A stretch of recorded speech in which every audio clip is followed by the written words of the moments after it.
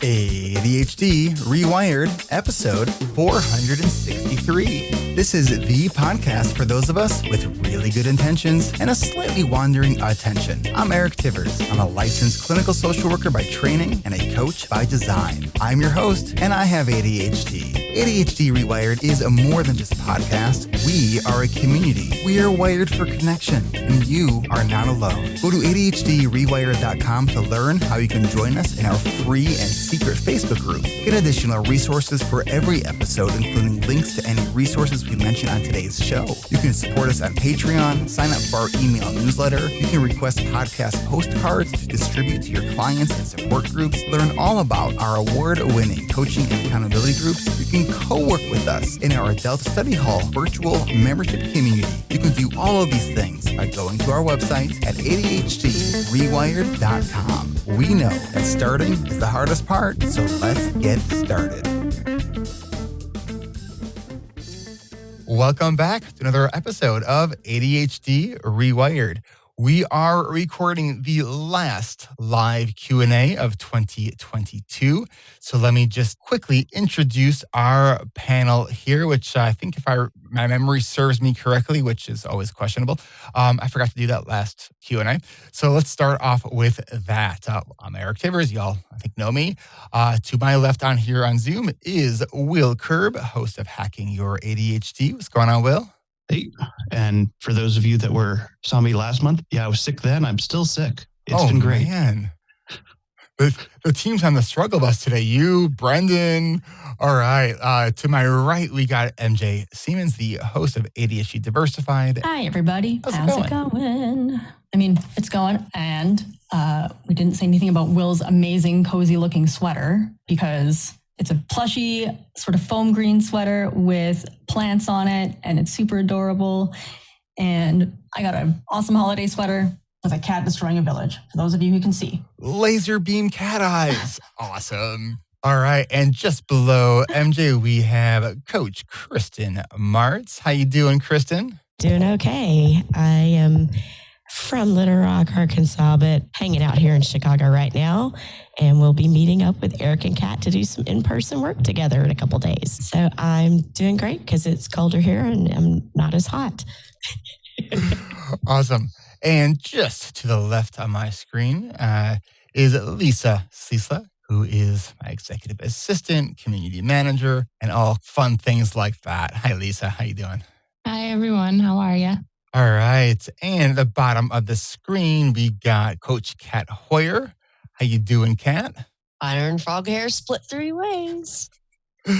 And just to the left of Kat, we have Brendan Mahan, host of ADHD Essentials. How you doing, Brendan? Doing okay. I can see out of my eyes now, so that part's good. Brendan's coming off of having a little allergy attack from pulling out the old Christmas tree. We're buying a new one. I'm not dealing with that tree ever again.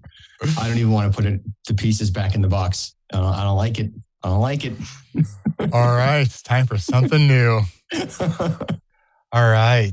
Let's see. Let's bring up Lily. I'm just wondering if someone knows about an already existing group for business owners who have ADHD. I'm talking about a group that would be a networking/mastermind group. I suppose some accountability, but more the mastermind and networking. Since I've never really been in a mastermind and I love being around people with ADHD. All right. So have you been through our program? No, I haven't. I've considered it.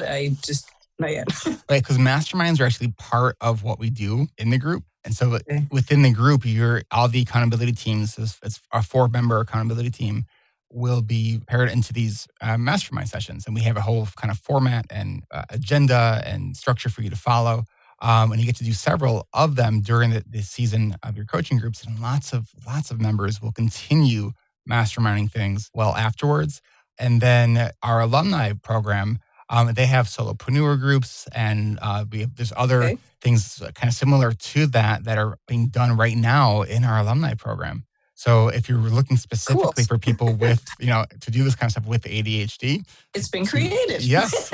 So, come to our next registration event. Thank you, sir. Awesome. Thanks, Lily.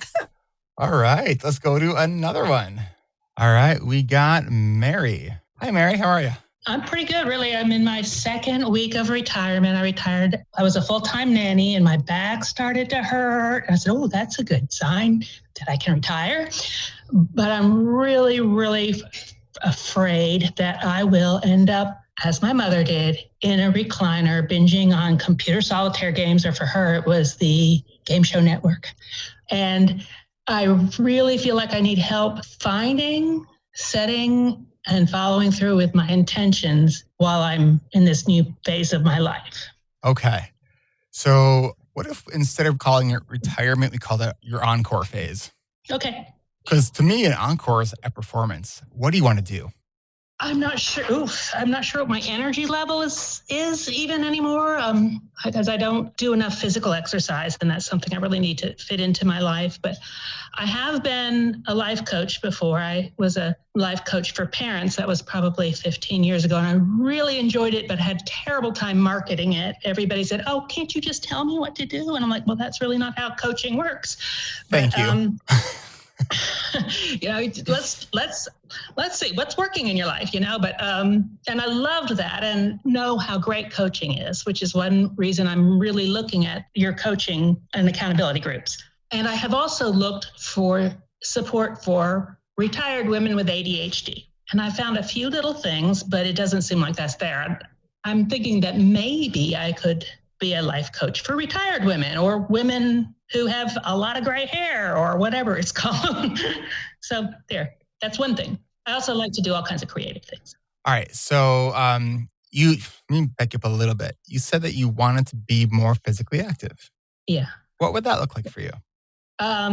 To maybe move more than 1,500 steps a day, or something like that. I have a knee that bothers me and a back that bothers me, and I'm very klutzy, so I've always injured myself doing any kind of physical activity. It doesn't matter what it is, I just get injured. So I'm afraid of it. Okay. I'm trying to sign up for a gym that seems to cater to older people, and Great. That process is making me overwhelmed as well. Okay.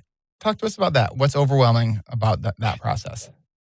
Well, I started the process back in June when I knew that I was going to have a week off of work in July and that they give you a free week to start. And so I went to sign up for it, and they gave me a health questionnaire. And one of the things was, do you ever feel breathless? And I had been going through some anxiety things that I didn't realize were anxiety. And I'm like, oh, yeah, sometimes I do. And they're like, well, you have to get a note from your doctor. So my doctor called back about that the first time in October. Clearly, one of my goals is to get a new PCP. But so I'm nervous about going in and saying, I'm here for the free week. And they'll say, well, you still haven't gotten your note from your doctor. And I've always been very embarrassed in gyms. I don't know. I don't feel like I fit into the culture, that kind of stuff. And I'm pretty sure that there are gyms that really cater to that person. And I think you maybe mentioned that that's where you were kind of looking. Mm-hmm. So a couple of questions. One, you said you also want to find a new PCP. What actions are you taking on that? I have taken action on that, and I am waiting until January actually, I think I could probably do it now. I had to get new insurance because the new year. And so possibly this afternoon, I will look at that list that I have and try getting an appointment. So when you're thinking about the things that you're kind of overwhelmed by, whether it's kind of figuring out what you're going to be doing, whether it's identifying the next steps for the signing up for the gym or the finding this doctor, is this all in your head, or have you written this out anywhere? I have so many lists. Okay. I lose lists. I say sometimes, I feel so listless because my lists are everywhere. Notebooks. I'm like, well, this one's going to work. Oh, now I'm going to start using sticky notes. And where did those sticky notes go? I spent like 10 minutes looking for the sticky note I wrote on last night. And gosh, do I have ADHD? I don't know. I have some on my phone. I do. It's been better since I'm not working. Okay. These past few weeks, I've been able to just okay, here's another list. Let's put it back on this list and try to get them consolidated. But yeah, okay. I have things written down like that. So I think that the more we can sort of break the action steps down and see them in front of us, I think the more helpful that can be. When you create a list, are you putting like 30 things on the list? No, I have 30 lists with 3 things on them. Okay. No. Okay. And are you I'm only getting better at that? I mean, I'm getting better at breaking things down and saying, okay, decorate the Christmas tree, get out the decorations, just subtitles and, just doing one of those things at a time. But I'm on the part right now where you put all the boxes back that are empty. Anyway. one of the things that when I think about, so I'm going to be 43. So I still have some time before I'm that retirement age. But like when I think about retirement, I don't think I ever want to retire because the idea of all this unstructured time kind of terrifies me. So it's what are the things that you've always wanted to do? And then how can you create structure around doing those things? And structure, especially when you have ADHD, if it's only you, like it's going to feel harder. So the more like groups you can get involved in and classes you can get involved in, I think might be helpful for that structure, especially starting out your day that way, because I think that will help kind of build momentum. So I don't know if that's helpful for you. I think Brendan had a thought on this one. Some of where you are, I'm kind of backing up to before everything Eric just said, is you're in a transition period right now. Mm-hmm. And you're allowed to take some time to transition. It's entirely possible that part of why you're like, I'm not really sure, is because you're still kind of settling into this new retirement version of you, which doesn't mean that everything Eric said isn't valuable and important and right on, because it totally is. But prior to that, like you don't have to just go, hey, I stopped working. Now I'm going to immediately go into this thing, right? And you also don't need to feel bad if you take a little bit of time to kind of just be, if that makes sense. And like, if it drags on, like if you're like 6 months, a year later, okay, start doing stuff, right? Like you're done, you transitioned, but just consider that as a piece of this equation. Got it. Kristen? To tag on to what Brendan was saying, one of the things I learned about myself is, about ADHD, as transitions are hard. And Brendan said, if it drags on too long, well, how do we know what too long is? I have learned that I have to have self-awareness around that and plan for it. And so that doesn't mean you have to plan what you're doing in your transition phase, but to have maybe checkpoints and milestones around what am I hoping to achieve during transition. Maybe it's rest, maybe it's a little bit of exploration of what I want to plan next, and have checkpoints where you ask yourself questions. What have I learned the last 4 weeks? Do I feel ready to transition and start something? Is there some loops I need to close first to start the new thing? Not overplaying yourself, because I love what Brendan is saying is you just want to be, and that's important. However, with our brains, we might just be, and 5 years have gone by and we didn't even realize it. So you've got to plan for the awareness of time, the passage of time around that. Can I add that I am a helper, and I sometimes jump into helping situations without even thinking about it. Like I was getting a massage the other day and the woman was talking about how she was legally blind. And I said, oh, I can drive you around. And I'm like, what am I saying? So I'm worried that I'm going to also just, I've worked with the homeless group for a long time, a homeless assistance group for a long time. And I'm worried that I'm going to get sucked into more roles that I don't want.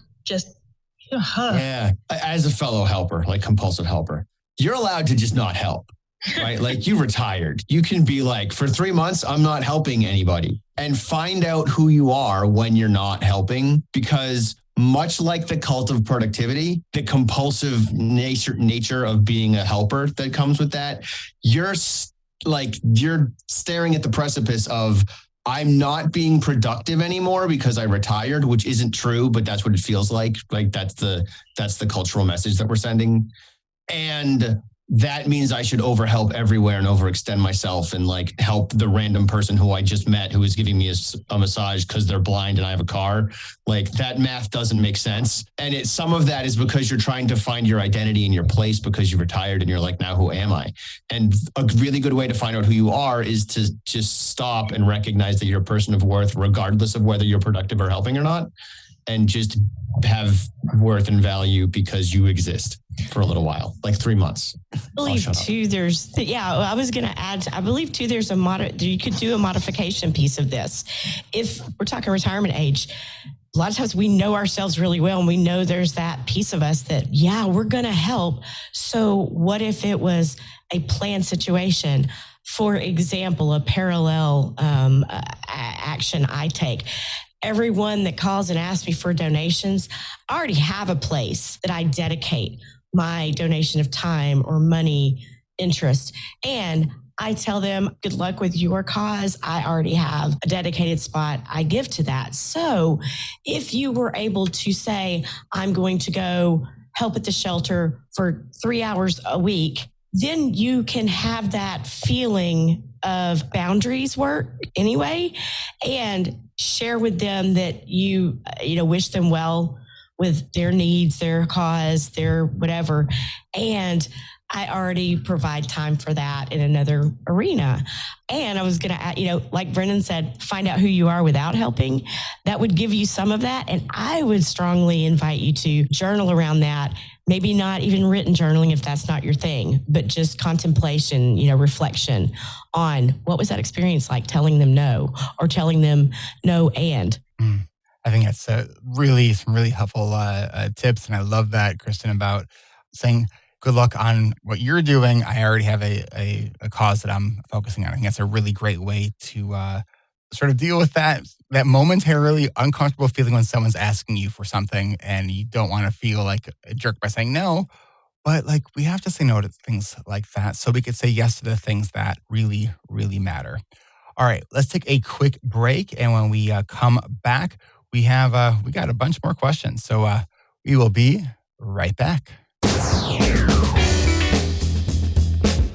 Support for ADHD Rewired comes from ADHD Rewired's award-winning online coaching and accountability groups. Registration for our winter coaching season is now closed. We filled all 5 sections and we started this week. So thank you to everyone who registered to join us this season and welcome to the community. Our next season of coaching groups starts at the very end of March. Details to come. Learn more and get invited to our registration for our spring seasons by adding your name to our spring interest list at coachingrewired.com. Here at ADHD Rewired, we empower our members by creating a safe and supportive environment that's shame-free and judgment-free. While we provide tools for learning how to better manage our calendars, build ADHD-friendly routines, and create actionable to-do lists to achieve our goals, we also believe that ADHD management is about much more than just the tools. It's about being aware of where our time is really going and how our environment affects us. It's about learning how to put ourselves on our calendars, engaging in healthy communication, and setting boundaries so we can reduce our feelings of overwhelm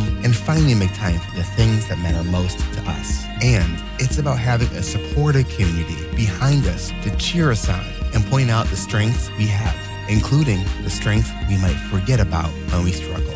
If you haven't had much support around your ADHD, then imagine being able to learn and grow in a space where ADHD is understood, where you can encourage others and be encouraged and finally start living the life you truly want to live.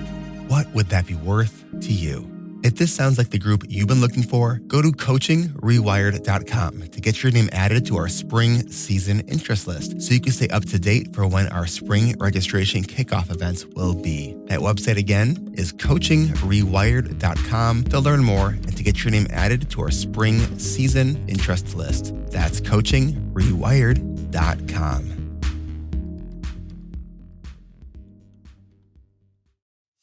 ADHD Rewired is not alone. We have more podcasts on the ADHD Rewired podcast network that you can check out and subscribe to, including ADHD Essentials with Brendan Mahan, Hacking Your ADHD with Will Kerb, and ADHD Diversified with MJ Siemens. And we're hopefully going to have some new podcasts coming up. Details to be announced. Find ADHD Rewired and all of our shows by going to ADHDrewired.com/podcast network and subscribe to the show so you can stay up to date with our new episodes that come out every week. Because next week, we're talking to Javier about the impact that asking better questions can have in your life. Then you can join me and the rest of the ADHD reWired podcast family and ADHD reWired coaches every second Tuesday of the month for our monthly live Q&A, which means our next monthly live Q&A is today. That's today at 10:30 a.m. Pacific, 1:30 p.m. Eastern. Go to coachingrewired.com to register and join us on Zoom so you can interact with the panelists and other listeners live and ask your ADHD-related questions. Get more from ADHD Rewired and find this podcast and all of our shows by going to ADHDrewired.com. That's ADHDrewired.com.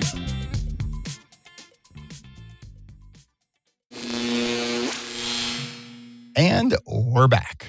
All right, we have Emily here, and Emily has a question regarding outcome goals versus process goals. So what is the question? Yeah, so I've been working on starting my own business for a little while now, and I have gotten like a couple clients and a little bit of money, like my dad jokes, I framed my first dollar or whatever. But I'm basically still stuck, mostly not making money. And so trying to set goals for my business, and I'm learning, I'm relearning over and over about SMART goals and how to process goals is where a lot of the peer support is telling me are better because you can control the outcome a little more. You get to, it's about what you do. But I feel like all the process goals are not really the real goal. I want the outcome of money or the outcome of clients or the outcome of even something like potential clients, client leads or something. It's just hard for me to let go of working towards outcome. And I'm not sure if I have to or should or... Yeah, I would say it doesn't have to be an or. Absolutely have an and. I think that the process goal is the way that we get to the outcome goal. And I think that both, are actually really, really important. That makes sense. Will? Yeah, I recently was writing about this, and it's really important to also think about process goals as the means of how you get to the outcome. I was recently just seeing so many articles with the new year coming up being like, don't have goals, do this instead. And I'm like, but that's also a goal. It's just a goal by a different name. And I think outcome goals are important, but they're also something that you have a lot less control over. Yeah. And so that's what can be the problem with outcome goals is you're like, well, I did everything I was supposed to and I still didn't reach it. Where with the process goals, I'm doing the things, I'm getting there. And they're kind of more of a short-term what you should be doing. Whereas I think the outcome goals are a great way to be like, this is the direction I want to go. It can then inform how I'm setting my process goals and stuff. So I think, Eric was absolutely right. It's a lot of but I think it's because culturally we have such a bias towards outcome goals that it can feel a little bit like I have to have them, but really just thinking of them more as targets. This is the direction I'm going. And then using the process goals to really inform how you're doing your day-to-day is going to be a lot more effective than just relying on outcome goals. Thanks. I appreciate that. And I think that goals give us aim. Goals, when you're setting personal goals, you don't have to hit them exactly as is, right? Think about it as you're creating a guide for yourself. You're giving yourself direction because we probably are all really familiar with being just super busy with activity, right? But is that the activity that is helping us get closer towards the thing that we're trying to actually do? Or is it just busyness?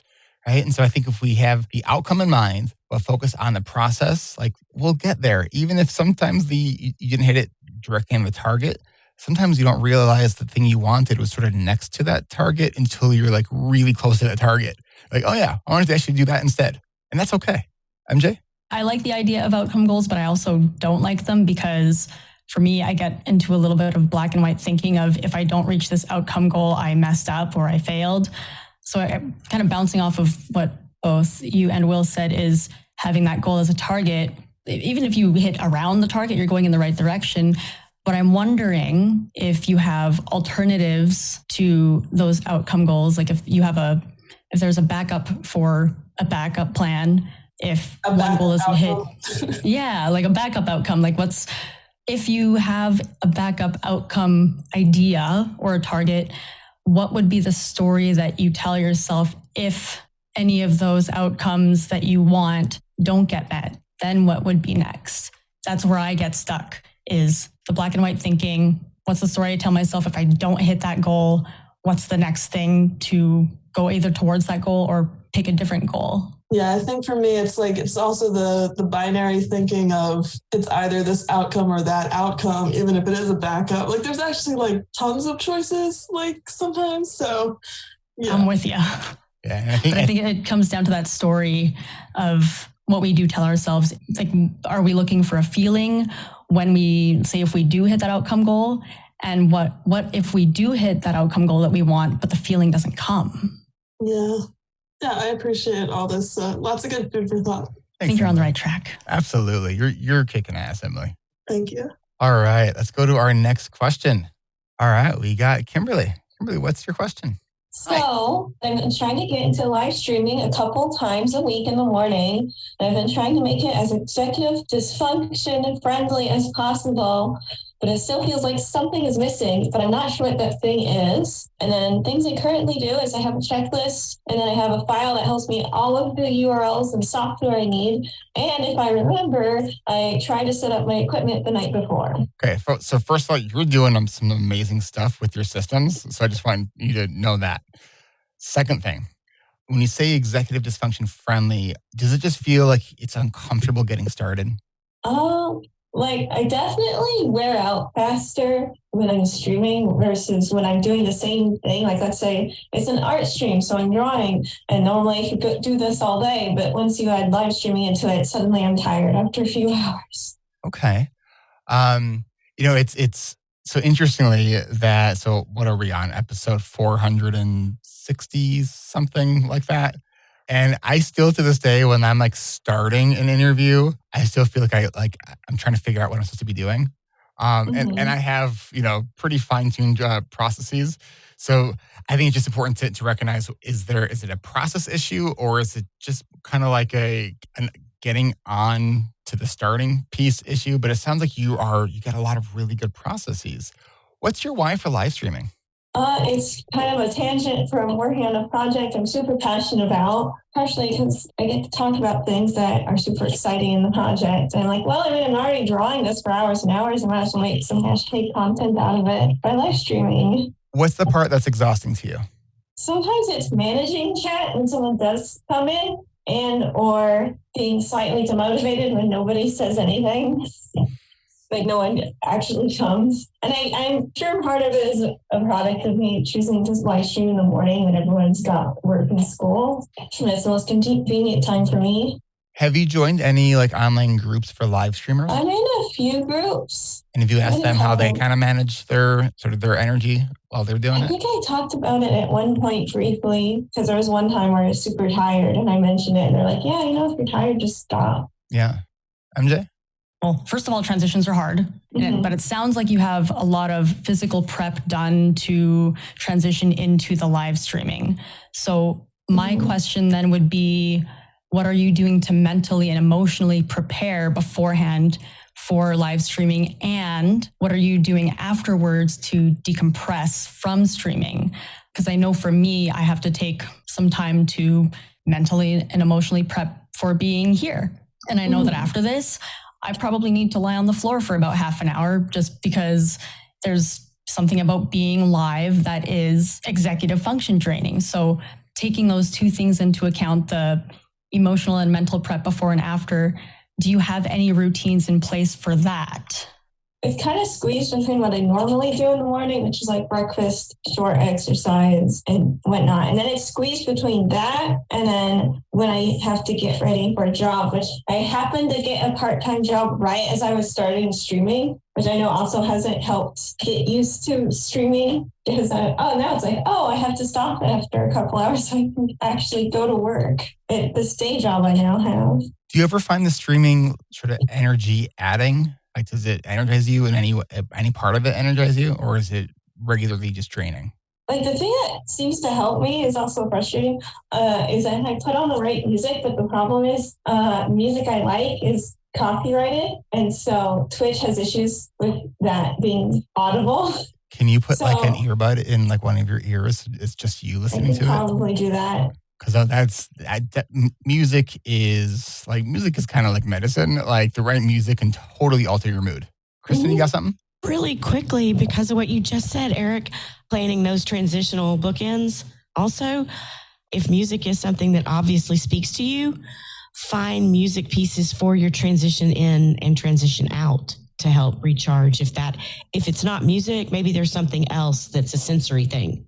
Mm-hmm. Yeah, that's cool. And it really does sound like you are definitely understanding the system stuff and getting all that flow set up. So it gets easier the more you do it. But, I would just encourage you to make sure you're enjoying it. And maybe doing video that's not live stream, maybe might be more of your cup of tea. Or even communicating something how you're not going to be interacting in the chat while you're doing your art. And that you'll respond to questions at the end of what you're making. So I think there's a lot of different options to really look at what's your why, and then what's the thing that's draining you, and what are you finding to be sort of most fulfilling for you. So I hope that's helpful, Kimberly. Thank you. You bet. All right, let's go to another one. We've got a question that was upvoted by Sheena. Do you have any advice for when we find ourselves frozen in total overwhelm? I tend to have this happen between periods of go, go, go, driven by the urgent deadlines of the teaching semester for university. After those intense periods, I tend to crash and freeze due to the overwhelm of realizing that everything else exists all at once. I'd like to figure out how to be more intentional year-round. I struggle because it's hyper-focus or nothing, and I rarely feel in control of the switch. This is a great question. So I think part of this comes down to tracking. Because I think one of the things that sounds like might be happening is you are waiting until you're exhausted, until you slow down. And, if you're kind of in go, go, go mode, and like you're not registering that, I'm kind of getting tired here. I should maybe start thinking I'm taking a break, until it's like, oh my gosh, I hit a wall and now my brain feels like mush and I can't think and I don't want to be around anybody. And, so it's like hitting that wall. So trying to track when does that happen? And are you able to, in some kind of way, sort of backtrack and then create a cue that's external, so you're not counting on that internal cue to being tired? Right? Like, for me, like I learned when I do long meetings, I get to this point, and Kat's always probably the first one that can say like, oh, Eric's checking out, because I just kind of get this look on my face, and it's like, oh, okay, yeah. So I know for me, like really, like 2 to 3 hours is really when I need to take a break on a given day. But if I also am not giving myself enough fun time, and I'm working, all of a sudden the things that I actually enjoy doing, I can't activate to do. And so when I'm starting to find that, why can't I activate on these things? And I reflect and I kind of pull back. I'm like, oh, it's because I've been going so hard for so long. And so it's kind of finding, how do we take those breaks before we feel like we need them, but taking them based on our track record of when do we tend to burn out? Like how much time can we be working hard before we actually need a break, before we feel like we're going to break? Any other thoughts on this?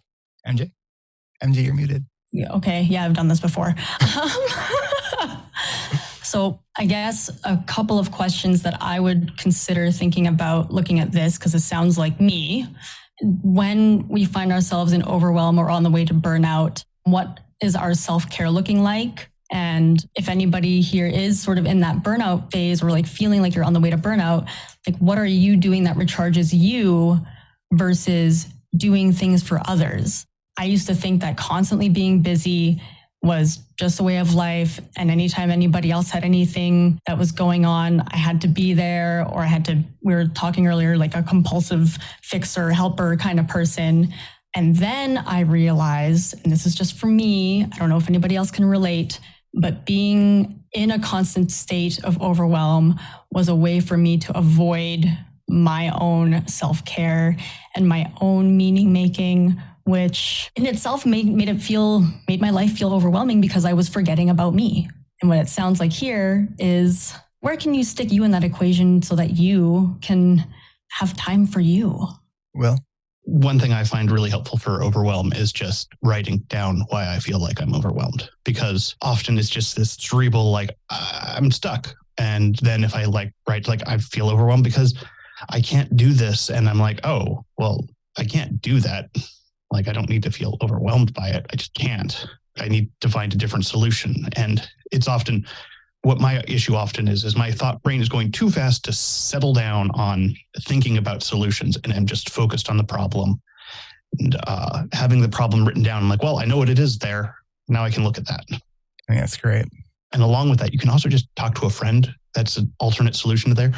I personally like writing things down because I tend to be a very private person, but talking through to other people, they're like, oh, so you're doing this. And they're like, could you do this? And like, oh yeah, it seems reasonable. Thanks, Will. All right. Well, let's jump in with one more quick break, and then we'll be right back to try to answer some more of your questions. So we will be right back. Support for ADHD Rewired comes from Adult Study Hall at adultstudyhall.com. And support for tackling your big projects and to-do lists can start with us. What's on your project list that you'd love to finally take action on, but need some body doubling and real-time accountability to get started? If you're ready to get the ball rolling on your big goals and projects, then join me and hundreds of other adults with ADHD at adultstudyhall.com. It's free for the first week to try and only $19.99 a month after that. Do real-time verbal check-ins to help to keep you on task. Then join our Adult Study Hall Plus sessions, or ASH Plus, which are themed and guided sessions that happen every week. We have themed sessions like writing and creative work and tackling dreaded tasks and cleaning and decluttering. We have career-focused sessions and even a monthly Pomodoro dance party. If you prefer to work at your own pace but don't want to work alone, then jump into our 24/7 drop-in room for body doubling at any time of day or night that works for you, no matter your location or time zone. Learn more about our ASH Plus sessions, our 24/7 drop-in room, and to stay up to date about any new upcoming sessions. Again, it's free for the first week and only $19.99 a month after that. Get started on your New Year's goals and projects at adultstudyhall.com. That's adultstudyhall.com. We'll see you there. Support for ADHD Rewired comes from our patrons at ADHDrewired.com/Patreon. I want to thank Mark W., our newest patron, who joined us over at ADHDrewired.com/Patreon. Thank you so much for your support. You got ad-free episodes coming your way. If you love the show and want to support the work that we are doing, consider becoming a patron. At $5 a month or more, you can get ad-free episodes of the show. Then at $25 a month or more, you can get ad-free episodes and join me for our patron-only monthly coaching calls that we do every fourth Tuesday of the month at 1 p.m. Pacific, 4 p.m. Eastern. And if you would like to hear those coaching calls, then you can get the audio recordings of our monthly calls and our ad-free episodes when you become a patron at the $10 a month level. Whether it's for the ad-free episodes, our monthly coaching calls, or you simply just want to support our podcast because you believe in the work that we are doing, your support is very much appreciated. Remember, podcasts are free to you, the listener, but they are not free to produce. So your support does help us do the things that we do to help you. Thanks to all of our patrons, old and new, for your support. Consider becoming a patron over at ADHDrewired.com/Patreon. And if you sign up for the yearly plan, each yearly plan makes it out to be about 1 month free. So if you do the $25 a month, but you do it for the yearly plan, it's like getting a month free. Come join us and become a patron. That's ADHDrewired.com/Patreon. And thanks.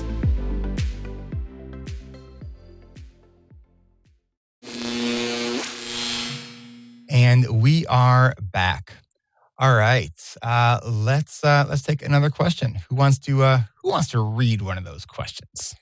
Eric, I heard you and a podcast guest lament the challenges you both have in grocery stores. Could you explain on why this is such a thing for those with ADHD? I shop the same familiar stores and mostly buy the same things. So it's curious how I wander around back and forth for an hour when I'm only buying one bag of stuff. Ugh. My therapist hasn't yet taken up my offer to join me there to see the madness I go through in a store. Ha. Yes. Okay. So part of the neural networks of attention, it's not just about what we are focusing on. It's also about what we are not focusing on, or inhibition.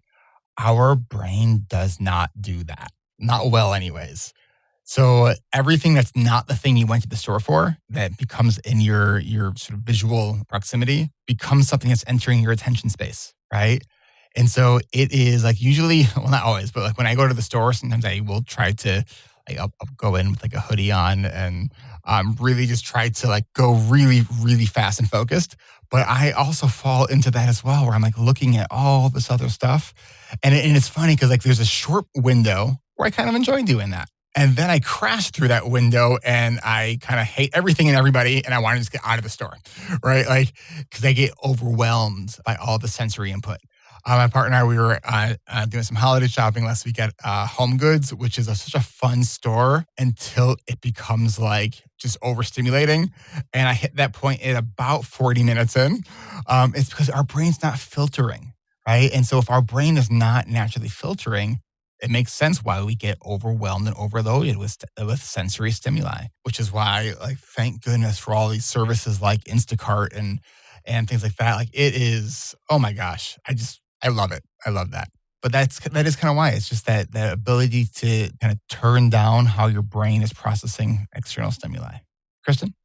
So I think based on what you said, because I just want to notice the fact that not everyone can utilize the services of Instacart, maybe by where they live, or it's an economical thing, something like that, that based on what Eric just shared with us all, maybe going in there with a timer for ourselves and with something written in front of us or of audio that we listen to of what we're getting, whatever helps you with your learning process of what am I doing?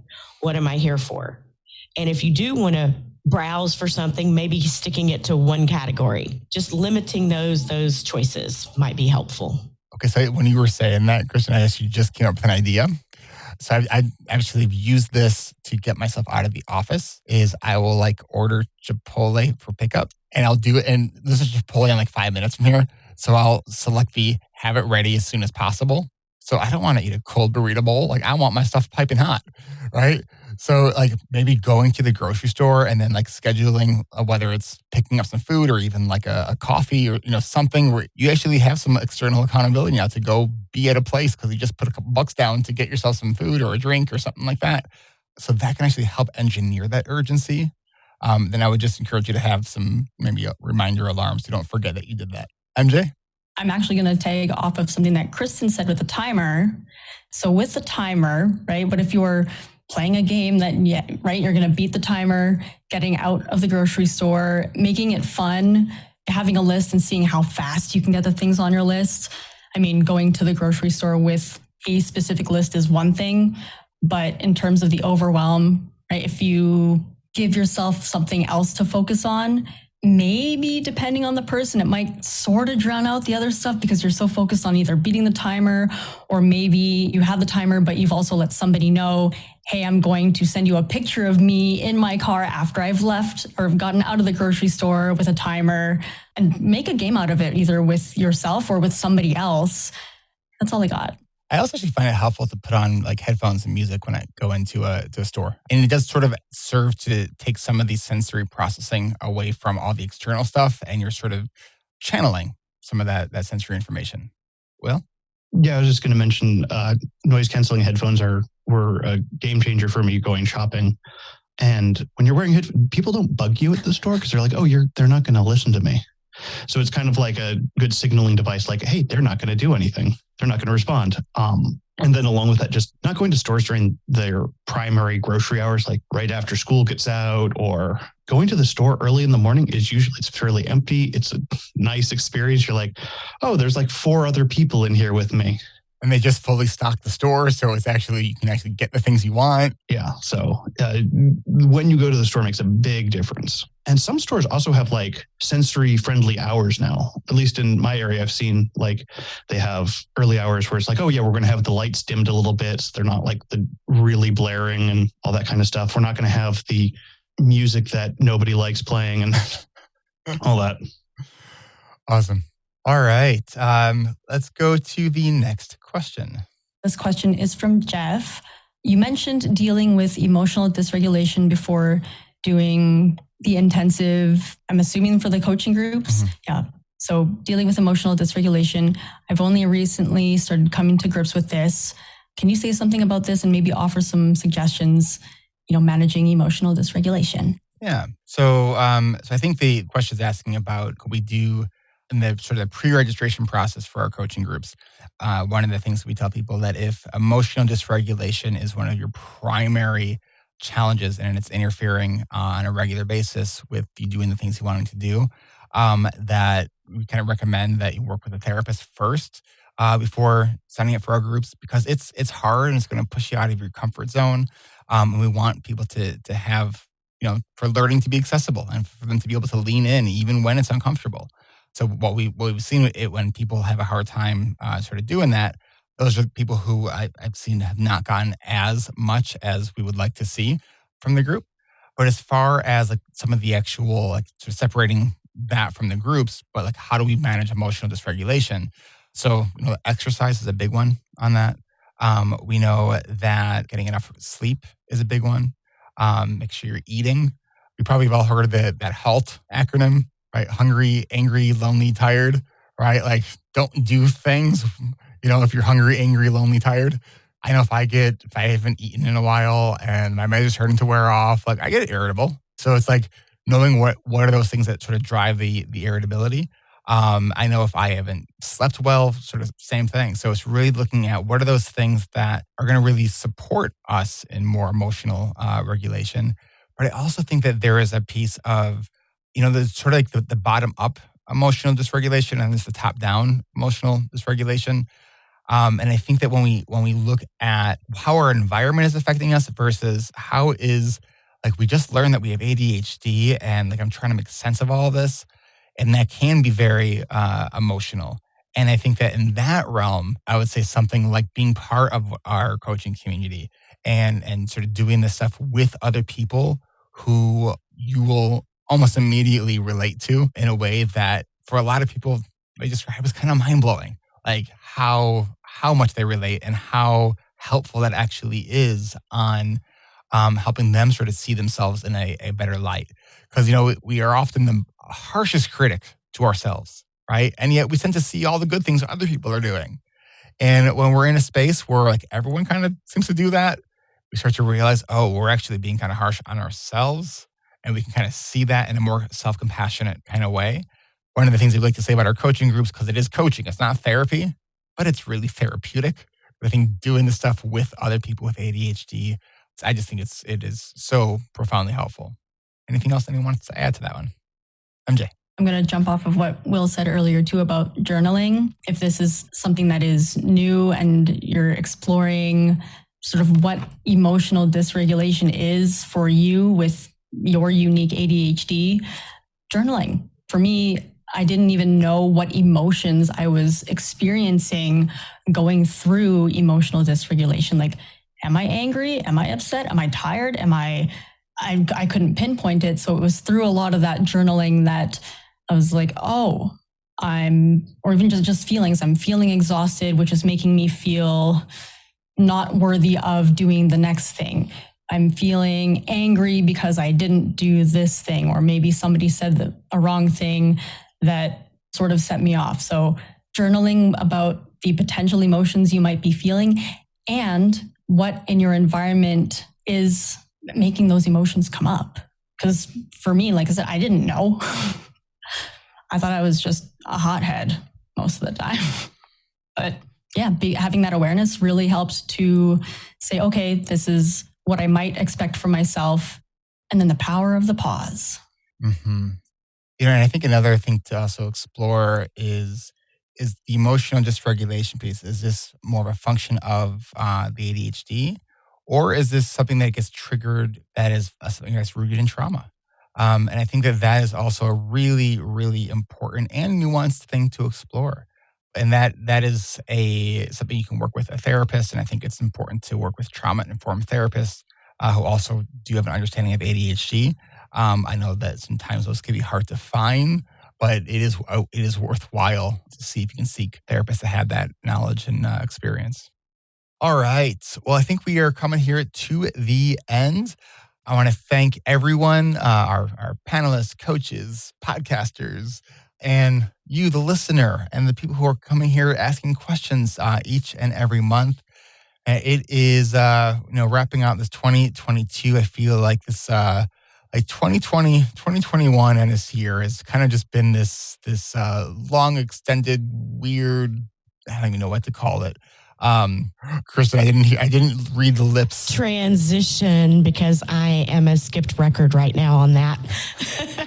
It is. It's felt like a big transition from a pandemic and a lockdown and coming back into society and how we have to live for safety. Yeah. Yeah. And it feels like we're going in this like, are we out of the pandemic? It feels like sort of yes, but not completely. So I just wish that everyone is safe and healthy, 2023. And we have a little bit less dumpster fire across the world in 2023. So we got to leave, though, with a moment of dad. Will? So I was bringing my tree home the other day, and my neighbor saw me getting it down and asked me, "Oh, are you going to put that up yourself?" I just looked at him. I was like, "No, I'm going to put it up in my living room." Oh my God.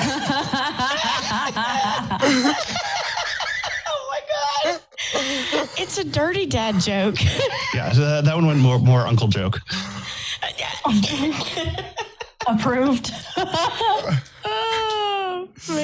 Oh man, that is That's awesome. a drunkle joke right there. Drunk uncle. Oh my gosh, that drunkle. You know though why I really like telling dad jokes? Because he laughs.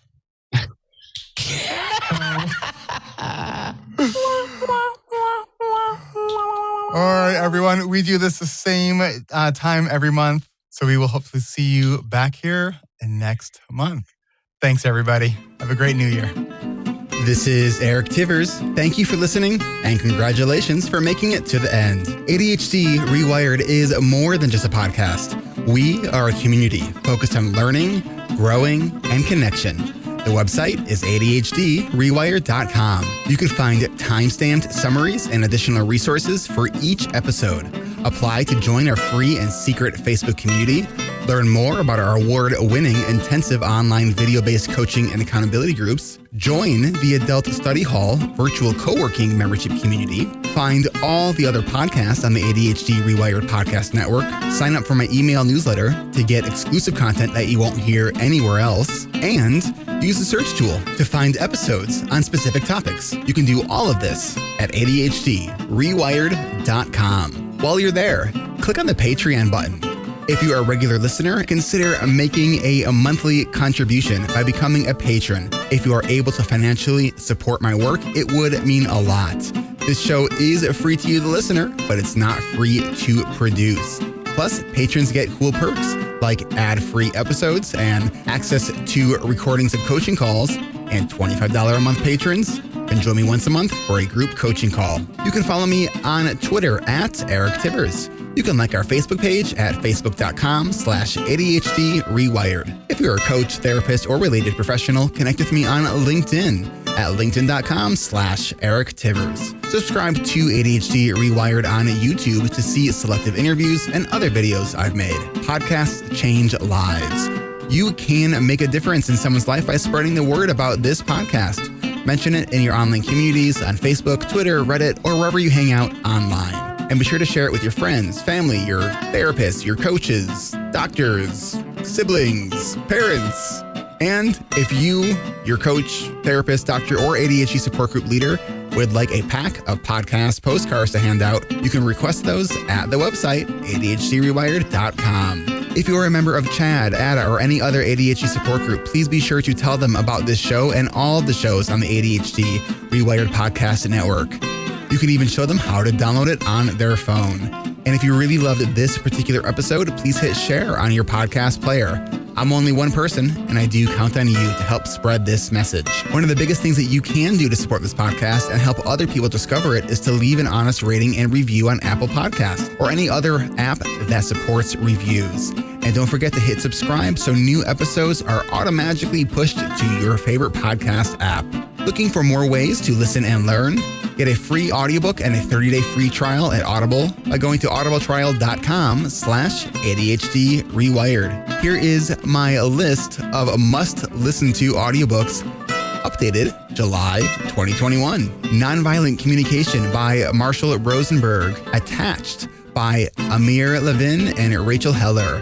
Atomic Habits by James Clear, The 5 Dysfunctions of a Team by Patrick Lencioni, Crucial Conversations by Carrie Patterson, The Coaching Habit by Michael Stainer, The Body Keeps Score by Bessel van der Kolk, Rest by Alex Sujong Kim Pang, The 5-Second Rule by Mel Robbins, Make It Stick, The Science of Successful Learning by Peter Brown, The Productivity Project by Chris Bailey, Meditation for Fidgety Skeptics by Dan Harris, Change Your Questions, Change Your Life by Marilee G. Adams. I always recommend to my coaches and admin that they read that book.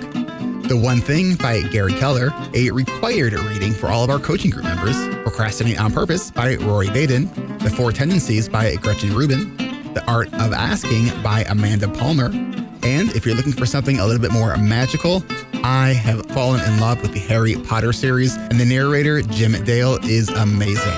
And of course, if you haven't yet boarded the Brene Brown bus, all of her stuff is great, starting with Gifts of Imperfection, Daring Greatly, Rising Strong, and The Power of Vulnerability. And if you're an entrepreneur or leader, be sure to check out her book, Dare to Lead. Do you have something that you would like to share? Click on the podcast tab at ADHD reWired. Click the button to be a guest at the top of the page and schedule a 15-minute interview. This is Eric Tivers, reminding you to keep learning, growing, and connecting. Self-care is not selfish. No matter what you get done or don't get done, you are still enough. And no matter how hard it feels, we can do hard things. And we don't need to do them in the hardest way possible. Thanks for listening. I'll catch you next week.